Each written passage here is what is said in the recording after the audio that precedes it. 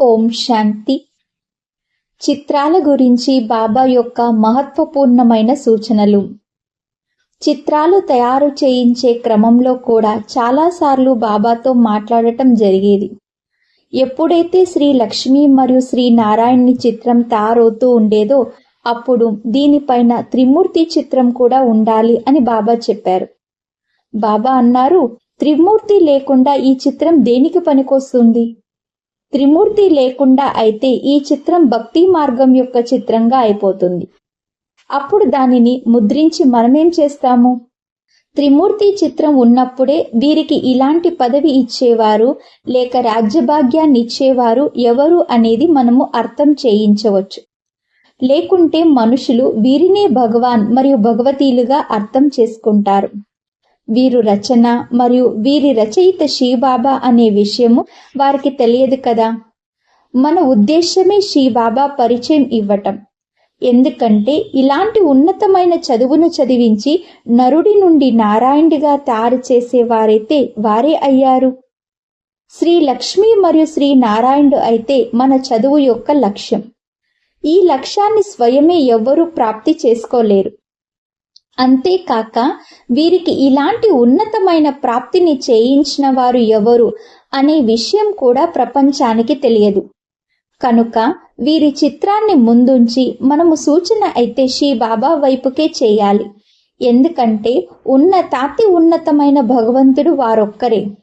బాబా ఈ విషయాలను చెబుతున్నప్పుడు సమీపంగా కూర్చున్న వారిలో ఒకరు బాబాతో, బాబా, ఒకవేళ కేవలం శ్రీ బాబా చిత్రమునే ఇస్తే ఎలా ఉంటుంది అని అడిగారు. దీనికి జవాబుగా బాబా ఏమన్నారంటే, శ్రీ బాబా అయితే నిరాకారుడు. వారు సాకారంలోకి రాకుండా చదువుని ఎలా చదివించగలరు? అందుకే ఏ సాకార తనువులోనికి వచ్చి వారు చదువును చదివిస్తారో వారి చిత్రాన్ని కూడా ఇవ్వాల్సి వస్తుంది. అలా చెయ్యకుంటే ఈ గుండుగా ఉన్న నిరాకార బాబా ఎలా చదివిస్తారని మనుషులకెలా అర్థమవుతుంది? జ్ఞానాన్ని ఇచ్చేందుకైతే నోరు అనే ఇంద్రియం కావాలి కదా. బ్రహ్మ నోటి ద్వారా బ్రాహ్మణులు వెలువడ్డారు. బ్రాహ్మణుల నుండి దేవతలుగా అయ్యారు మరియు ఆ దేవతలలో శిరోమణి శ్రీ నారాయణుడు. ఇదైతే సహజమైన మరియు స్పష్టమైన వాక్య. పిల్లలు ఒకవేళ స్థానం సరిపోని కారణంగా విధిలేక త్రిమూర్తి చిత్రానికి బదులు శ్రీ బాబా చిత్రాన్ని వేయాల్సి వస్తే అది వేరే విషయం అని కూడా బాబా అన్నారు. కేవలం శ్రీ బాబా చిత్రాన్ని మాత్రమే వేరుగా ముద్రించే చర్చ జరిగినప్పుడు బాబా ఇలా అన్నారు, కర్తవ్యం యొక్క చిత్రం లేకుండా కేవలం నామరూపాలు కలిగిన ఈ చిత్రం ద్వారా మనుషులు ఏం అర్థం చేసుకుంటారు? మందిరాలలో అయితే శివలింగానికి పూజ జరుగుతుంది. మనుషులు ఆ లింగాన్ని శివ బోలానాథుడు అని కూడా అంటారు. కానీ ఈ బాబా మా బండారాలను ఎలా నింపుతారు మరియు కాలకంటకాలను ఎలా దూరం చేస్తారనే విషయం వారికి ఏమైనా తెలుసా?